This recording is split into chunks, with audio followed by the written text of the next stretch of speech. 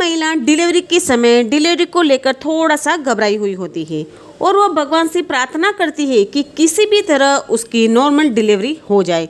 इसलिए वह डॉक्टर के पास जाती है और डॉक्टर उसे अच्छी डाइट और हल्की फुल्की एक्सरसाइज करने को कहते हैं, क्योंकि हल्की फुल्की एक्सरसाइज और हेल्दी डाइट से नॉर्मल डिलीवरी के चांसेस बढ़ जाते हैं। और बहुत सी महिलाएं नहीं जानती है कि प्रेगनेंसी में भी एक्सरसाइज की जा सकती है, क्योंकि बहुत सारी महिलाओं को पता नहीं होता है, क्योंकि उनको आइडिया नहीं रहता है कि प्रेगनेंसी के दौरान एक्सरसाइज करना सही है या गलत, क्योंकि एक्सरसाइज करने से नॉर्मल डिलीवरी के चांसेस काफ़ी हद तक बढ़ जाते हैं। तो आज के वीडियो में मैं आपको कुछ 5 एक्सरसाइज के बारे में इस वीडियो में मैं बताने वाली हूँ, जिन्हें आप फॉलो करके नॉर्मल डिलीवरी के चांसेस को बढ़ा सकती हैं।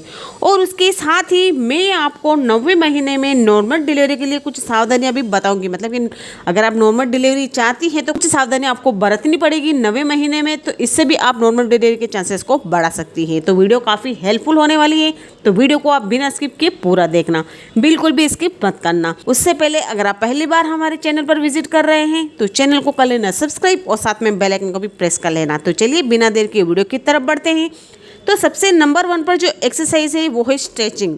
जी हाँ, स्ट्रेचिंग से शरीर में लचीलापन आता है और मसल्स की फ्लेक्सिबिलिटी बेहतर होने से डिलीवरी के दौरान दर्द कम होता है। स्ट्रेचिंग से तनाव मुक्त रहने में भी मदद मिलती है और स्ट्रेचिंग की किसी भी क्रिया को 10 से 30 सेकंड तक बनाए आप रख सकते हैं। इसमें इस बात का ध्यान रखें कि स्ट्रेचिंग करते समय शरीर पर धीरे धीरे आपको दबाव डालना है। किसी भी तरह की ज़बरदस्ती अपने शरीर के साथ आप बिल्कुल भी ना करें।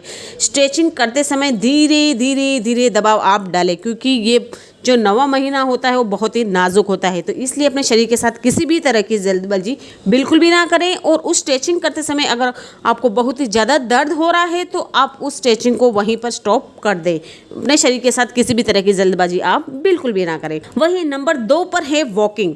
टहलना सेहत के लिए अच्छा है। हम सभी जानते हैं कि वॉकिंग है जो होता है वो सभी के शरीर के लिए अच्छा होता है, लेकिन प्रेगनेंसी में भी वॉकिंग करने के फ़ायदे बहुत हैं, लेकिन वॉकिंग नॉर्मल स्पीड में करना चाहिए। प्रेगनेंसी में जल्दी जल्दी वॉकिंग करने से फ़ायदे होने के बजाय नुकसान हो सकते हैं। तो मतलब कि जो प्रेगनेंसी का टाइम होता है ना, उस समय आपको धीरे धीरे में, मतलब कि ज़्यादा स्पीड में आपको वॉकिंग नहीं करनी चाहिए। अपनी जो नॉर्मल आपकी रफ्तार है उसी, मतलब कि आपकी जो नॉर्मल स्पीड है उसी स्पीड में आपको वॉक करना चाहिए। वॉक करने से शरीर में स्फूर्ति और एनर्जी बनी रहती है। तो मतलब कि आपको सुबह में करना है या शाम को करना है, वो टाइम टेबल आप अपने अनुसार बना सकती हैं कि किस समय आपको वॉकिंग करनी है। तो वॉकिंग करने से भी आप नॉर्मल डिलीवरी के चांसेस को बढ़ा सकती हैं।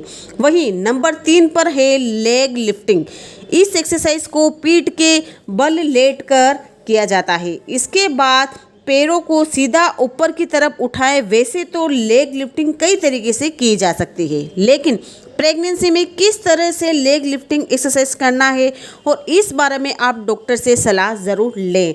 और इस एक्सरसाइज को करने से पेट और पीठ दोनों की मसल्स मजबूत होगी और इसे 10 से 12 बार आप कर सकते हैं। मतलब कि इस एक्सरसाइज को करने से पहले आप अपने डॉक्टर की राय ज़रूर लें कि आपके लिए अच्छा है या नहीं, तो डॉक्टर आपको अच्छे से सलाह दे पाएंगे। लेकिन इस एक्सरसाइज से भी आप नॉर्मल डिलीवरी के चांसेस को बढ़ा सकती हैं।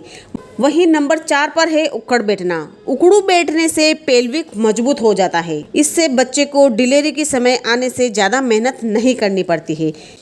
इसे करने के लिए सीधे खड़े हो जाएं और पैरों को कंधों जितना खुला रखकर हाथों को अपने शरीर के सामने स्थिर रखने की कोशिश करें। अब एड़ी पर वजन रखें और पीठ को सीधे रखते हुए उखड़ू बैठे। इस चीज़ का ध्यान रखें कि घुटने न झुके। तो इस एक्सरसाइज से भी आप नॉर्मल डिलीवरी के चांसेस को बढ़ा सकती हैं। वहीं नंबर 5 पर है बटरफ्लाई एक्सरसाइज। इस एक्सरसाइज को करने से पेल्विक मजबूत होता है। इससे जांग और कूल्हे मसल्स खुल जाते हैं। मतलब कि आपकी जांगों की जो मसल्स हैं वो खुल जाएंगे और आपके जो पेल्विक है ना वो भी मजबूत होगी, जिससे डिलीवरी में आसानी होती है। इसे करने के लिए फर्श पर सीधी पीठ कर बैठे और पैरों को सामने की तरफ सीधा रखें और घुटनों को धीरे से मोड़कर पैरों को पेल्विक की तरफ ले आएं। इसके बाद पैरों के तलवों को एक साथ लगाकर घुटनों को विपरीत दिशा में ले जाएं और घुटनों को ऊपर ले जाकर धीरे से दबाएं। इस एक्सरसाइज को 2 से 3 बार आप इस एक्सरसाइज को कर सकते हैं। तो इस वीडियो में मैंने आपको कुछ 5 एक्सरसाइज बताई है। इन पांचों एक्सरसाइज को फॉलो करके 90 महीने में अगर आप इनको फॉलो करेंगे तो नॉर्मल डिलीवरी के चांसेस को आप बढ़ा सकते हैं। तो अब बात करेंगे कि 90 महीने में नॉर्मल डिलीवरी के लिए क्या सावधानियां रखनी चाहिए। तो मैंने आपको ऊपर बताया था कि मैं आपको कुछ सावधानियां भी बताऊंगी, तो आप ध्यान से सुनिएगा, वीडियो को पूरा देखना, स्किप करके आप बिल्कुल भी मत जाना।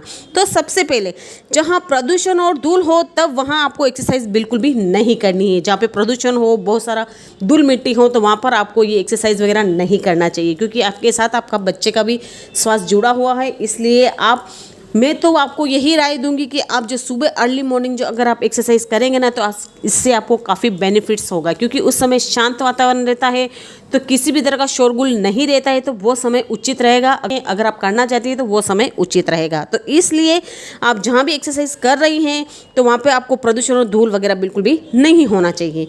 वही दूसरा, संतुलित मात्रा में पानी पिएं। अगर आप पानी कम पिएंगी तो नॉर्मल डिलीवरी की संभावना कम हो जाएगी और फिर डॉक्टर को सीजरियन का सहारा लेना पड़ेगा। तो इसलिए पानी तो आप ज़्यादा से ज़्यादा ही पिए। पानी पीने में आप कंजूसाई बिल्कुल भी ना करें। वैसे तो पानी पीना हमारी सेहत के लिए लाभप्रदी होता है, तो इसलिए प्रेगनेंसी के दौरान भी आप पानी ज़्यादा से ज़्यादा पिएंगे तो इससे नॉर्मल डिलीवरी की आप चांसेस को बढ़ा सकते हैं।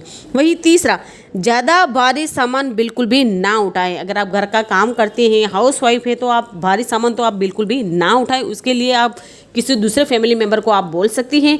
वैसे तो शरीर को एक्टिव रखना बहुत ही ज़रूरी है, लेकिन भारी सामान आप बिल्कुल भी ना उठाएं।